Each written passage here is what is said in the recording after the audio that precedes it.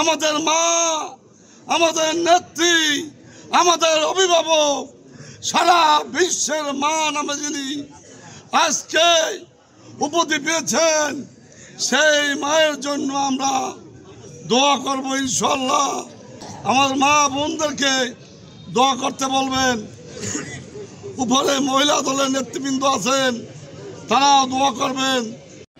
বাংলাদেশ থেকে শুরু করে বিশ্বের সকল দেশ থেকে সর্বস্তরের মানুষ তার জন্য দোয়া করেছেন এবং এই দোয়ার বদৌলতে আলহামদুলিল্লাহ আমাদের নেত্রী আগের চেয়ে কিছুটা সুস্থ হয়ে উঠেছেন। আমরা সবাই বলি আলহামদুলিল্লাহ।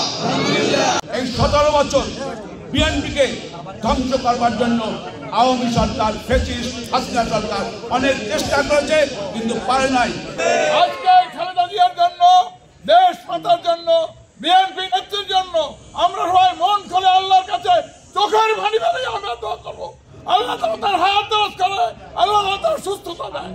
আল্লাহ যেন তাকে পরিপূর্ণ সুস্থ করে এই দেশের স্বার্থে, এই দেশের মানুষের স্বার্থে, এই দলের কোটি কোটি সন্তানের মুখের দিকে তাকিয়ে তিনি যেন আমাদের মাকে সম্পূর্ণ সুস্থ করে আবার আমাদের মাঝে ফিরিয়ে দেন।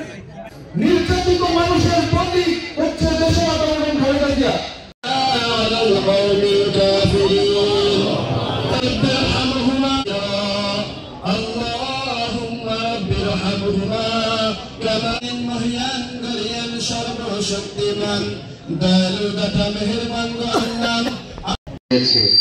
আমরা দেখেছি সেই 1971 থেকে পর থেকে এই 16টি বছর আমরা দেখেছি দেশনেত্রী বেগম খালেদা জিয়া একজন তিনবারের প্রধানমন্ত্রীকে তাকে একটি মিথ্যা মামলায় তাকে 3টি দেশনেত্রী বেগম খালেদা জিয়ার জন্য আপনারা অনেক দোয়া করবেন।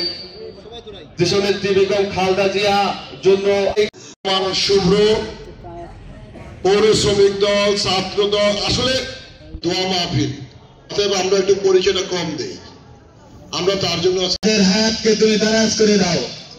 আল্লাহ রাব্বুল আলামিন তোমার কাছে ফরিয়াদ করেছে। আমাদের দেশ নেত্রী খালেদা জিয়া আজকে যে অবস্থা আছে, আমরা আল্লাহর কাছে দোয়া করব। আমি আশা ব্যক্ত করে আমার সংক্ষিপ্ত বক্তব্য আহ্বান করছি।